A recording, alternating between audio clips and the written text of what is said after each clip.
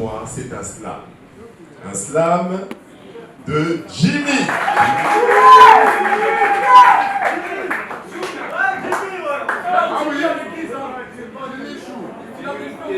Bonsoir, bonsoir.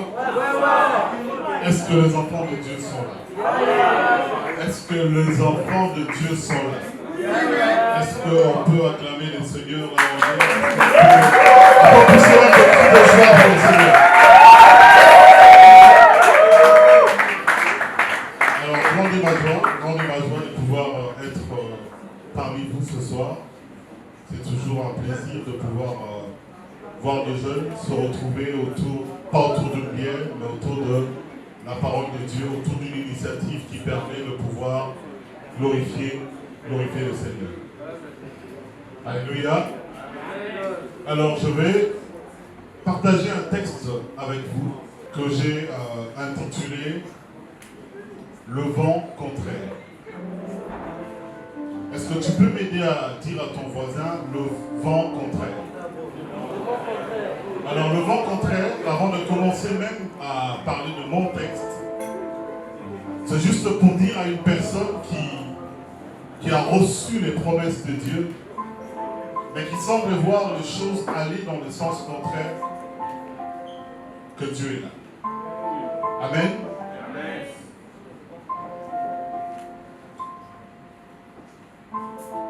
Il arrive que dans tes sommeils, que tu fasses de rêve, qui révèle que bientôt tes souffrances connaîtront une trêve. Telle une pensée de Dieu, tu la saisis comme une promesse, car tu t'attends à Dieu pour avoir ses largesses. Il arrive que dans ta vie, que tu aies des dieux de prophétie, par lesquels tu espères en finir avec tes péripéties. Telles tes paroles de réconfort, tu marches avec assurance, car tu sais que bientôt sera la fin de tes errances. Les jours se succèdent et tu as la confirmation, car en réalité, Dieu a décidé de changer ta situation. Revoir ce rêve et écouter sa parole deviennent source d'espoir, car le temps fixé pour la fin de ta souffrance va bientôt échoir. Chaque jour qui passe, tu aspires à l'application de ce décret, car à ce jour, la vie semble ne t'avoir apporté que de regrets. Tu apprends à vivre en tenant compte de cette révélation. Tu attends donc expérimenter une divine visitation. Après plusieurs mois, rien ne change, ta souffrance persiste. Face à la tentation de ne pas y croire et de lâcher prise, tu résistes. Tous les facteurs sont réunis pour t'amener à te résigner. Alors que dans le conseil divin, c'est toi qui as été désigné. Chaque jour qui passe sans l'accomplissement de la parole semble te mettre hors de scène, pensant ne pas jouer ton rôle.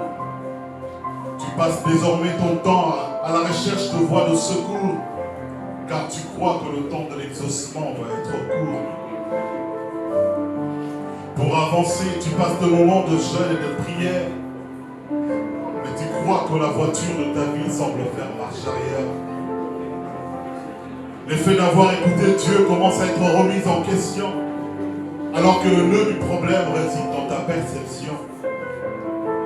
Le temps qui s'écoule depuis ne fait que te décourager, et la souffrance subie ne fait que se prolonger. Les réconforts des autres aura su prouver nettement ses limites, à tel point que dans ta foi, tu es en train de faire faillite. Oublions que plus le temps passe, plus de la fin on se rapproche. Au lieu d'être persévérant à Dieu, tu adresses des reproches. Tu développes une foi négative qui combat la promesse, alors que dans cette situation, tu dois agir avec sagesse. Tu as l'impression que ton cas est impossible, alors que la parole de Dieu dit qu'avec lui, tout est possible. Tu penses que sa promesse est juste le fruit de tes pensées. Voilà que tu t'arrêtes alors que tu étais sur une bonne lancée. Décider d'abandonner et de douter n'est pas la solution. Tu Tu sembles oublier que c'est de l'Éternel que vient cette résolution. Tu oublies que celui qui a fait la promesse est fidèle.